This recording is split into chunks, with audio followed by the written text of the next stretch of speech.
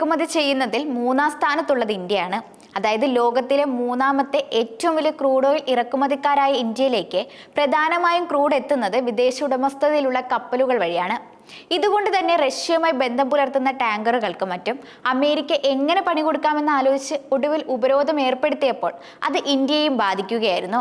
ഇപ്പോഴിതാ ഇതിന് പ്രതിവിധിയായി സ്വന്തം നിലയ്ക്ക് 100-ലേറെ ചരക്ക് കപ്പലുകൾ സ്വന്തമാക്കാനുള്ള നീക്കത്തിലാണ് ഇന്ത്യ. സ്വന്തം ക്രൂഡ് ഓയിൽ ടാങ്കറുകളുടെ ഫ്ലീറ്റ് സ്വന്തമാക്കുന്നതോടെ എനർജി സുരക്ഷ ശക്തിപ്പെടുത്തുക എന്ന ലക്ഷ്യത്തിലേക്ക് കൂടുതൽ അടുക്കാനുള്ള ശ്രമത്തിലാണ് ഇന്ത്യ. നിലവിൽ സർക്കാർ ഉടമസ്ഥതയിലുള്ള എണ്ണ കമ്പനികൾ പഴക്കം ചെന്ന കപ്പലുകളെയും അന്താരാഷ്ട്ര ഷിപ്പിംഗ് കമ്പനികളിൽ നിന്ന് വാടകയ്ക്കെടുത്തവയുമാണ് പ്രധാനമായും ഇറക്കുമതിക്ക് ആശ്രയിക്കുന്നത്. എന്നാൽ ഇതിനു പകരം കപ്പലുകളുടെ ഉടമസ്ഥാവകാശം, നിയന്ത്രണം, പ്രാദേശിക നിർമ്മാണം എന്നിവയിൽ ശ്രദ്ധ കേന്ദ്രീകരിക്കാനാണ് പെട്രോളിയം, ഷിപ്പിംഗ് മന്ത്രാലയങ്ങളുടെ നീക്കം. പദ്ധതി ഘട്ടം ഘട്ടമായി നടപ്പാക്കാനാണ് നീക്കം. ആദ്യഘട്ടത്തിൽ 79 കപ്പലുകൾ വാങ്ങും. ഇതിൽ 30 എണ്ണം മീഡിയം റേഞ്ച് കാരിയറുകളായിരിക്കും. ഈ മാസം അവസാനം 10 ടാങ്കറുകൾക്കുള്ള ആദ്യ ഓർഡർ നൽകുമെന്നാണ് പ്രതീക്ഷയെന്നും റിപ്പോർട്ടുകൾ പറയുന്നുണ്ട്.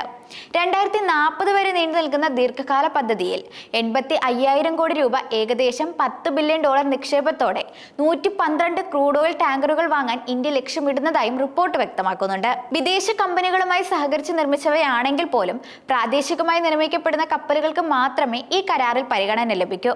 ഫോസിൽ ഇന്ധനങ്ങളിൽ നിന്ന് മാറാനുള്ള അന്താരാഷ്ട്ര ശ്രമങ്ങൾക്കിടയിലും വർദ്ധിച്ചു വരുന്ന എനർജി ആവശ്യങ്ങൾ നിറവേറ്റാൻ ഇന്ത്യ റീഫൈനിങ് ശേഷി വർദ്ധിപ്പിക്കുന്നതും തുടരുകയാണ്. റീഫൈനിങ് ശേഷി നിലവിലെ 250 ദശലക്ഷം ടണ്ണിൽ നിന്ന് 2030 450 ദശലക്ഷം ടണ്ണായി ഉയർത്താനാണ് രാജ്യം ലക്ഷ്യമിടുന്നത്.